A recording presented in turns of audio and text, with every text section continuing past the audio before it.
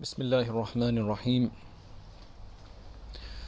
الحمد لله رب العالمين والصلاة والسلام على المبعوث رحمة للعالمين وعلى آله وصحبه وبارك وسلم تسليما كثيرا إلى يوم الدين أما بعد. قال الله تعالى قل يا عبادي الذين أسرفوا على أنفسهم لا تقنطوا من رحمة الله إن الله يغفر الذنوب جميعا. Harith al-Muhasibi rahimahullah says, وَاعْلَمْ أَنَّهُ مَنْ آثَرَ اللَّهَ آثَرَهُ وَمَنْ أَطَاعَهُ فَقَدْ أَحَبَّهُ وَمَنْ تَرَكَ لَهُ شَيْئًا لَمْ يُعَذِّبْهُ بِهِ كما قال رسول الله صلى الله عليه وسلم دع ما يريبك إلى ما لا يريبك فإنك لن تجد فقد شيء تركته لله. We covered this a bit last time.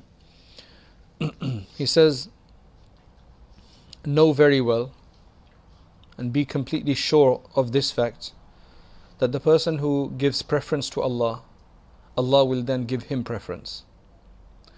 If you do things for Allah subhanahu wa ta'ala, Allah will then do things for you.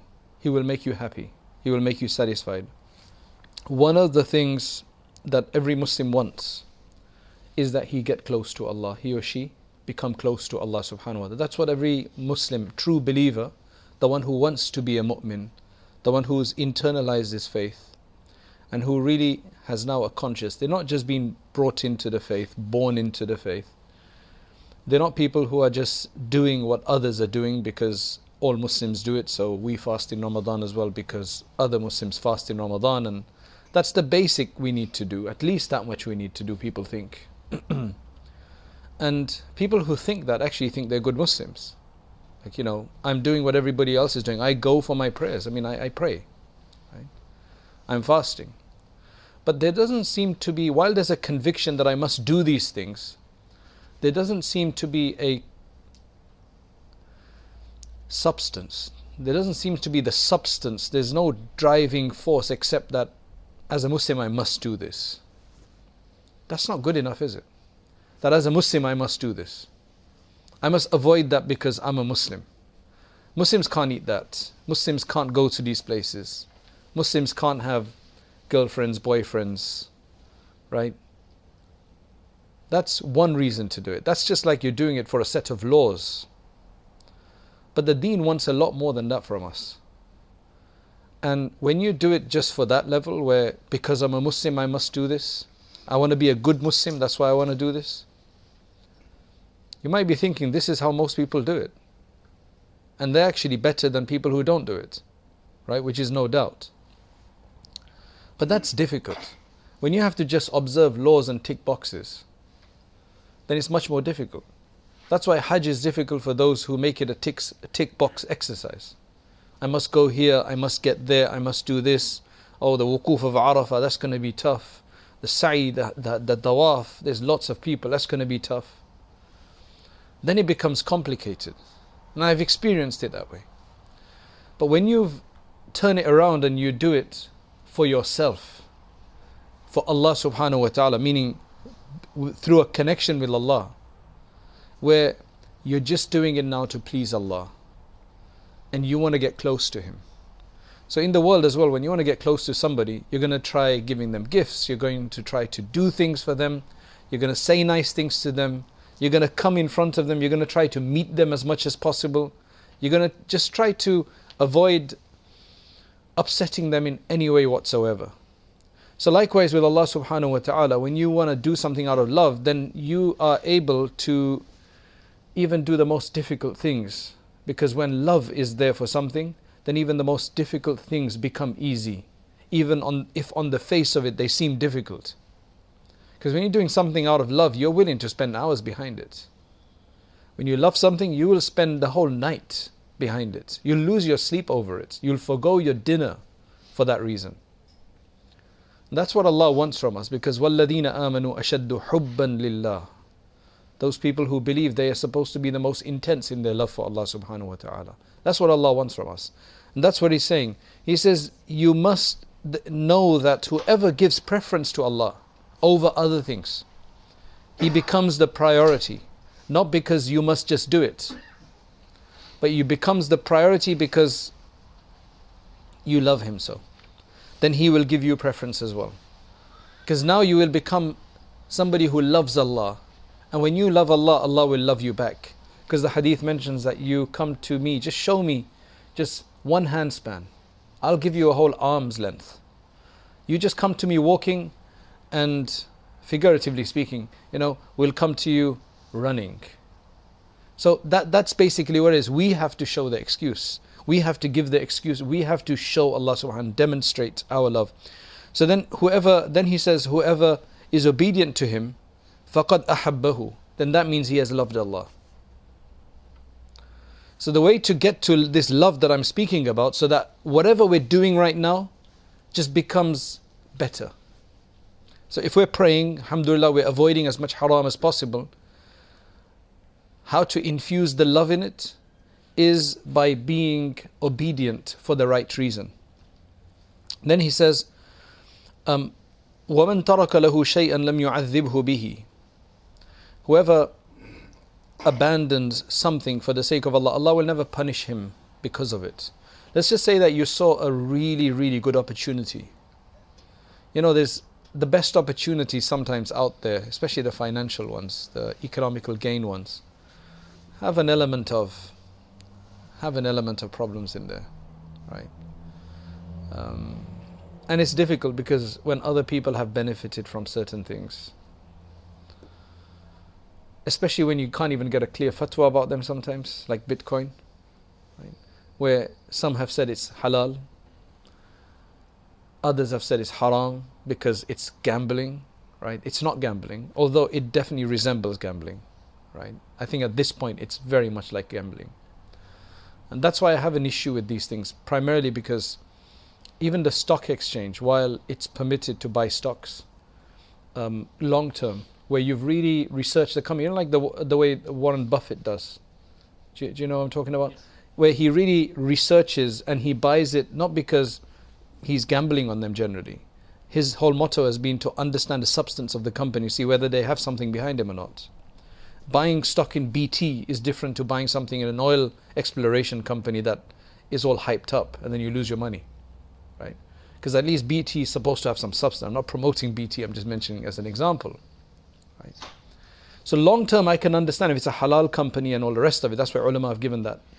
But if it's a day to day where you're just waiting on a day to day basis, what it does to your mind, I think one of the reasons why gambling is so bad is what it does to your mind. It's just that greed it creates in you. I think there's a massive psychological problem with gambling, right? So while this isn't straightforward gambling, where in this case you are actually technically buying a share, right? However small that share is.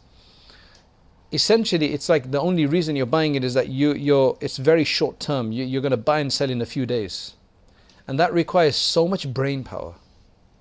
It requires a huge amount of brain power, like proper intelligence, not artificial, right?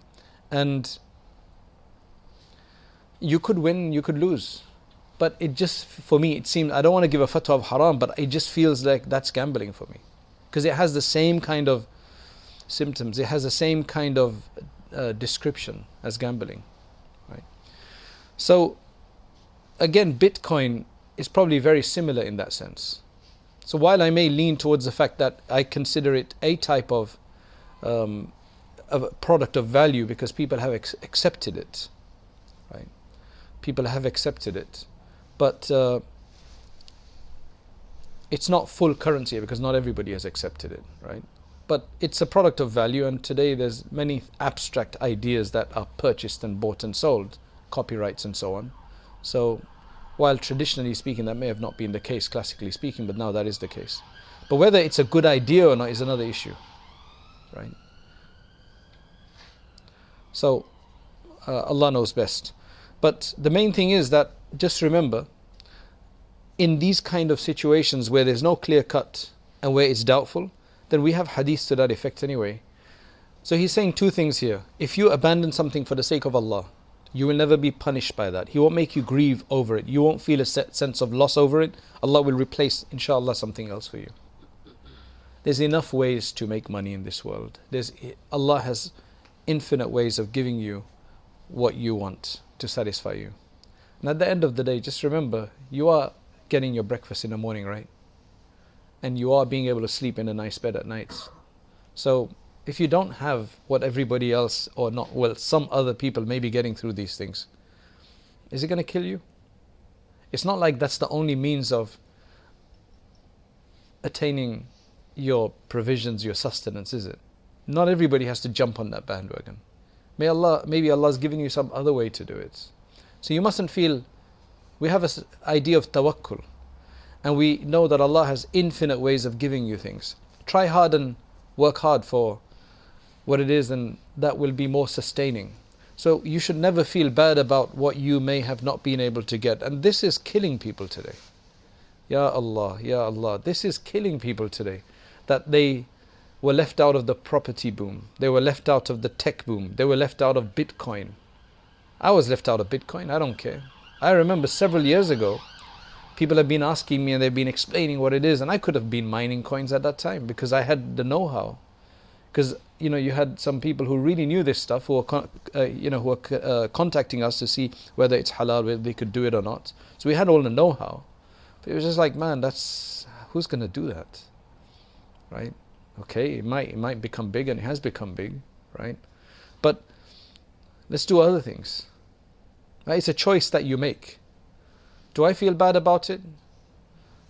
Initially, when I saw the price go up and everybody's, I was like, hey man, I should have done that, maybe a 5-10%, but it was just like, okay, I'm just being honest. It's not a big deal. Because alhamdulillah, then you think to yourself, alhamdulillah, I have what I need. I have what I need, so that's it, right? You could be left out of so many things, but there's people who are focused on those things, and that's their life. How far is it going to go? How far is it going to go at the end of the day? دع ما يريبك إلى ما لا يريبك. Unfortunately, it looks like a lot of Muslims, it's maybe just because that's the group we know, that's the people we know maybe. They've gotten caught up in all of this traffic monsoon and what was the other one? OneCoin, and a lot of people, ACN.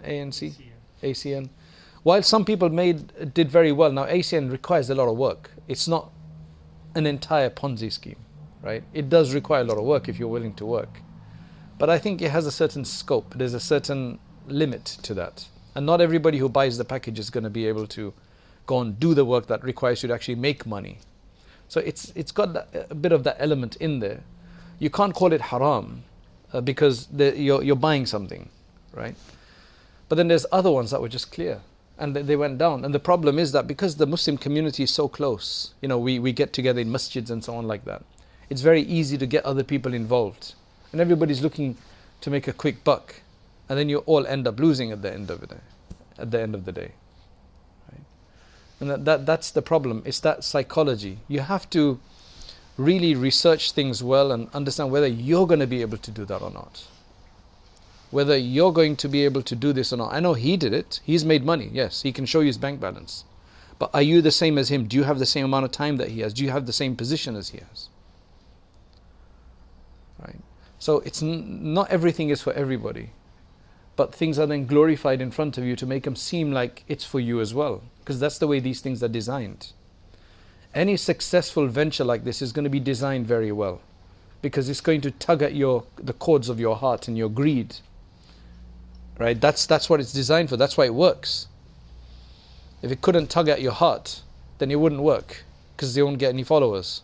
So the way it's designed is to attract the greed element of a person. That's how people get scammed most of the time. Generally out of greed. There's innocent people as well who didn't do anything wrong and they get, their number gets taken or whatever. But a lot of the time people get scammed because it's a wonderful deal, right? You receive an email or something. That's how people. I'm surprised that you still get those scam emails. Send us your bank details from Nigeria. I don't know where it's from. I'm surprised you still get them. But you know why you still get them? Because there's probably people responding to them. They've been for the last decade, right? And I'm like, does this still work? And they wouldn't do it if it didn't work. Somebody obviously sends these out. These are not like free radicals in the air, in the virtual system that are just going around and you just get them. No, there's somebody sending them out. And clearly it works for some people. Right? So that's why it works. Allah subhanahu wa ta'ala protect us. If you read the Bismillahi alladhi la yadurru ma'a ismihi shay'un fil ardi wala fis sama'i wa huwa as-sami'ul alim a'udhu bi kalimatillahi tammati min sharri ma khalaq, in the mornings and in the evenings, and qul huwallahu ahad, qul a'udhu bi rabbin nas, ayatul kursi, then inshallah Allah give us more discernment in whether these things are the right things or not. Don't just get led by people. These kind of things, I think we've seen so many now that every time something like that comes up, you should be very suspicious. You should start off being very suspicious and ask Allah for help. So then he says, the first thing he says is that if you do abandon something for the sake of Allah, Allah will never punish you for having abandoned that. Right? And number two, the Prophet ﷺ said that leave that which gives you doubt to that for that which does not give you doubt. Do the clean business. It may take longer, but it'll be more sustainable.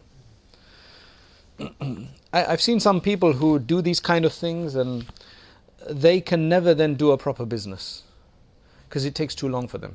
They're always looking for then quick get rich quick schemes, because their whole mindset is made up that way now, and they're looking and then they lose, and they're looking and they're losing, and they turn out to be much more psychologically unsettled, and that's really sad. Right? If you've got your breakfast in the morning, your lunch, right, sandwiches at work or whatever it is that you have, and your nice supper, right, alhamdulillah, alhamdulillah. فَإِنَّكَ لَن تَجِدَ فَقْدَ شَيْءٍ تَرَكْتَهُ لِلَّهِ. You will never feel the loss of something that you have abandoned for the sake of Allah. You will be happy even if that's a year later or 2 years later, and definitely ultimately in the hereafter. At your deathbed and in the hereafter, you feel, alhamdulillah, I didn't do that day. There was that opportunity for zina. There was opportunity for doing that haram thing. Opportunity for taking part in that particular haram scheme, or making that quick buck, or selling those drugs or whatever it is that people may do to try to make quick money. You will never feel bad. In fact, you will always, because remember, we have an akhirah to go to, where everything is going to be reckoned. Right? Everything is going to be reckoned. So that's the day when you're going to revel, and that's the day when everybody's going to have to experience something. So if you can experience the wonderful thing because of what we didn't do, then alhamdulillah, you will never feel the loss of it. In fact, there's another version of this narration which is related by Imam Ahmad, Imam Nasai, Ibn Majah, a number of other hadith collectors, that Hassan ibn Ali radiyallahu anhu, he relates that I heard Rasulullah sallallahu alaihi wasallam saying, abandon that which makes you doubtful for that which does not, because haqq and truthfulness creates a contentment, brings about contentment. And evil, wrong and falsehood, it will give you a doubt. Like this is for somebody who's concerned, who's going to read these kind of narrations. For them, this is a sign. وَحْمِلْ قَلْبَ عَنْ سُوءِ الظَّنِّ بِحُسْنِ التَّأْوِيلِ. The next point is protect your heart from having ill thoughts. Protect your heart from having bad insinuations about others. How? So he's giving us the reason of how you can do that. Because the reason why you'll have a doubt about somebody is because generally, I mean, there's some people who are just extremely paranoid. There's nothing going on and they'll make up a story. Right? There's absolutely nothing going on and they will make up a story because they've got a very active mind, right, in the wrong sense. Now those are maybe far and few. They're very few people like that. The majority of people who fall into this problem are going to be people who see something, a small excuse, a small sign, something slightly out of place. Maybe it's the fault of the person that they've seen. Maybe they saw them speaking to somebody. Maybe they saw them coming out of a shop, or whatever the case is. And then that's it. Your mind makes up a story. Right? Your mind just it's so easy to make up stories. It is so easy to make up stories like that. You just need a small excuse and the mind is able to, that's what you call paranoia, where people actually think that certain things are around. So some people are against them. Some people are actively conspiring against them. and they're not. Like when you know the reality, they're actually not at all. It's just the mind is able to make up the story, and shaitan is there to help and to feed. So you saw somebody speaking on the phone, and so you saw a guy speaking on the phone, or a husband hears the wife speaking to somebody, and she's actually speaking to her brother, but he doesn't realize that, and that's it, he just thinks that his wife is talking to somebody. Doesn't say anything to her because he's got no proof. Then one day his wife goes out at a time when he doesn't go out. You can now see how it's so easy to connect things together, because now you've already planted a seed that she's talking to somebody. Right? Now that she's gone out somewhere, that has to be connected to this. And then it just goes on and on and on until he will want to look at her phone to see who and she doesn't let you look at it. That's the third point now. Because she didn't let you look at it, she must now, that's confirmed it now. Maybe she doesn't want to let you look at it because she's got other women's photos on there or something like that, her friends' photos, she doesn't want you to look at that. But that's just confirmed it for you now. Men go through this, women go through this even more sometimes. Very protective over their husbands. They will look out of the window to see where you're going. All sorts of stuff. It's just you build a story and then you just, mashallah, build it, add masala to it, and then look, that just confirms it. There's no way, that just confirms it. Slowly, that's what you call dhann. And that's why Allah says, in the ba'd al-dhanni ithmun, they're just pure sin. Some of these thoughts that come to you, they're just pure sin. They're going to lead you to pure sin and wrong. You're going to break up relationships. That's what shaitan wants to do. So how do you avoid dhann? So he's being very careful here. He says that بِحُسْنِ التَّأْوِيل. If you do see somebody, you know that initial suspicious, the speaking on the phone, right? Why can't you just think it was her brother? Oh, but she generally doesn't speak to her brother. You see that? You can never win. If you want to go negative, you can't win. Why would he be speaking to your brother for? You don't speak to your brother generally at that time. Protect your heart. It's all about the heart. This is very, very psychological. He says, protect your heart from evil thoughts, بِحُسْنِ التَّأْوِيل, by always giving good interpretations. You have to force yourself to give good interpretations. The way you learn to give good interpretations is that you must know that if you give good interpretations for people, you will be rewarded. Because it's actually protecting you. So you're not being harmed by looking at things. If you have a negative streak in you, you're always looking at things in a negative way, in the worst way possible, because you're a very suspicious kind of person, then we're in big trouble. Because the misery is going to be for yourself. You're going to think that there's monsters everywhere. وَادْفَعِ الْحَسَدَ بِقِصَرِ الْأَمَلِ, and repel jealousy and envy by shortening your hopes. He's saying something very interesting here. He's saying that the reason why people have jealousy and envy of others is because you have high hopes for yourself and you don't want somebody else to be taking that. It's like you see that that person is a competition to you. Why do they have it? Why don't I have it? Or even if I do have it, they shouldn't have it. That's even worse probably, right? You just want it all to be for yourself. And there's so many hadiths that tell us not to do this, that a person isn't a true believer until they like for their brother what they like for themselves. Right? There's numerous things like that. So he's just showing that once you lessen your hope in this dunya, that lessen your greed, then inshallah you won't have problems with others having things. But if what others have really makes you discontent, then you're going to be jealous of people. That's why the Prophet ﷺ said, "Izhad fi dunya yuhibbuka Allah, wazhad fi ma inda an-nas yuhibbuka an-nas." If you cut your focus away from the dunya, in the sense that that doesn't become your main goal in life, but your goal is the akhirah, then Allah will love you, because the dunya is your competition to Allah subhanahu wa ta'ala. Right? You can't get to Allah if the dunya is love in your heart, is so beloved in your heart, because He won't let you focus on Allah. Like I said in the beginning, even if you're then a religious person, so-called, you're only religious because it's what everybody else who's religious do, not because you really love Allah subhanahu wa ta'ala. Right? I'm not saying that religious people don't love Allah at all. They must love Allah somewhat to be even wanting to be religious. But the love is not driving you.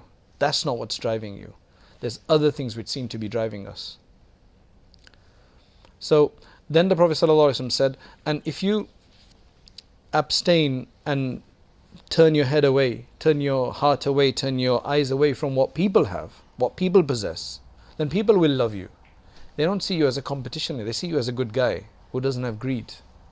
They see you as a good person. They're going to begin to love you. And having people love you, having people like you, is one of the greatest things that you can get in this world. This is what everybody's looking for. But the way you must do this is by not wanting what they have. وَانْفِ الْكِبْرَ بِاسْتِبْطَانِ الْعِزِّ. And you need to avoid arrogance and pride by just having dignity in mind.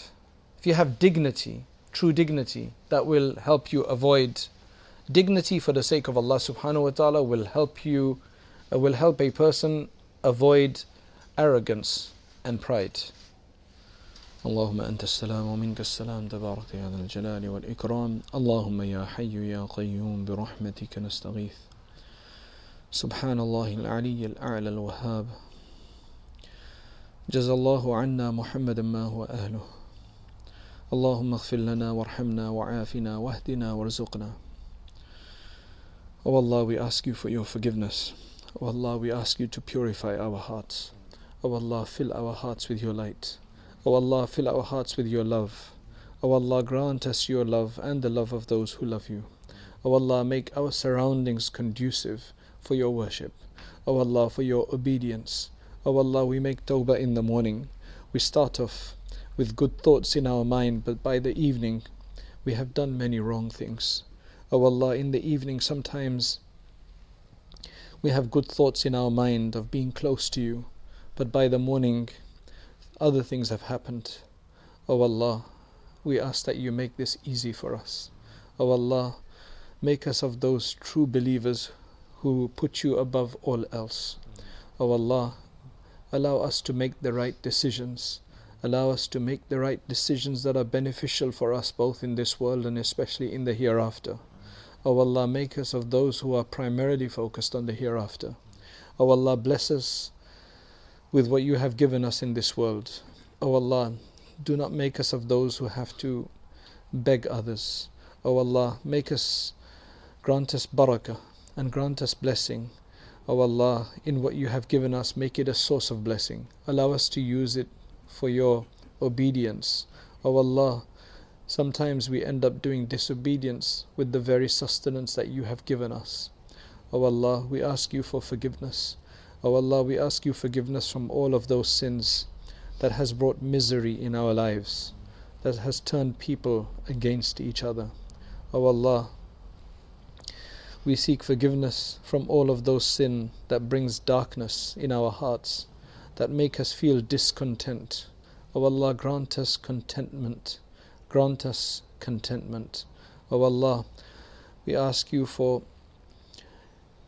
relief for our brothers and sisters around the world who are suffering. O Allah, they are suffering. They are being subjugated. O Allah, we ask that you accept from us whatever you want us to do. O Allah, grant us the tawfiq to do what you think is right for us to do for our brothers and sisters around the world. O Allah, facilitate ease in this matter for them and for us. O Allah, we ask that you make all of the stages of the hereafter easy for us, that you protect us and our children and our progeny, our spouses, our families in this world until the day of judgment. O Allah, there are many challenges that we face on a day-to-day basis. O Allah, we ask that you allow us to stand up to these challenges in a wise and effective way. O Allah, make us of those who see the truth as the truth and to follow it, and make us of those who see the wrong as the wrong and allow us to abstain from it. O Allah, make us of those who deem the halal things as halal and to deem the haram as haram. O Allah, allow us insight in these matters. O Allah, we ask that you remove the confusion, you remove the disturbances in our hearts, the discontentment in our hearts. You grant us blessing, barakah, love and understanding. You grant us beneficial knowledge and protect us from useless knowledge. O Allah, there's a lot of wasting of time today. There are many means of wasting time. O Allah, we ask that you make us people of purpose, high resolution. O Allah, and we ask that you allow us to leave a legacy. Make us of those who are a good force for change. Protect us from being forces of evil. O Allah, accept whatever we have done, whatever endeavors we have, and allow us to do much more. O Allah, bless us. O Allah, bless us. O Allah, bless us. And bless the entire Muslim world. And finally, we ask that you send your abundant blessings on our messenger, Muhammad sallallahu alayhi wasallam, and that you grant us his company in the hereafter. Subhana rabbika rabbil izzati amma yasifun. Wa salamun ala al-mursaleen walhamdulillah.